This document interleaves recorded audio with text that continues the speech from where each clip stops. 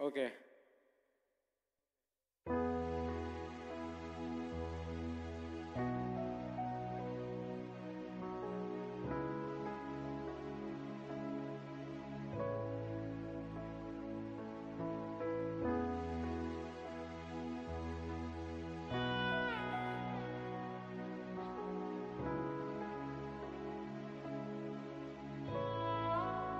Ni gel khol kho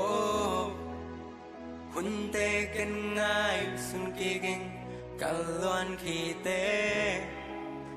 qua mal bang ta ni gel holy hun te ken po ki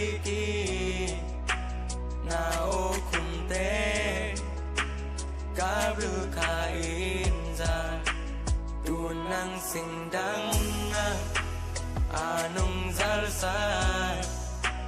ina sin tu te mai mang kin zo ca lung tăng ki say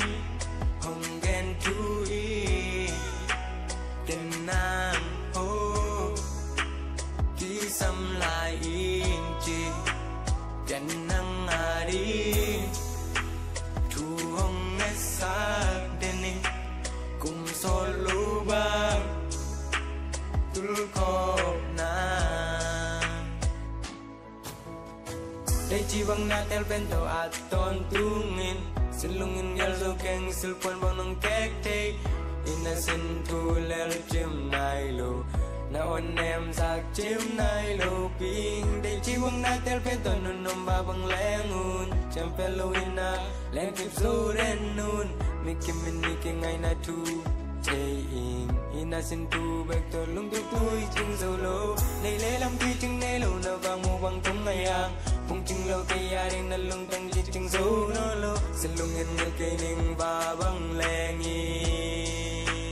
Bang bang chi sung yang chi lo tui le mấy vang Nang nga ring pung ching solo Ka lung sim kem beo ken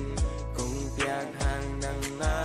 ding tuang niam loa e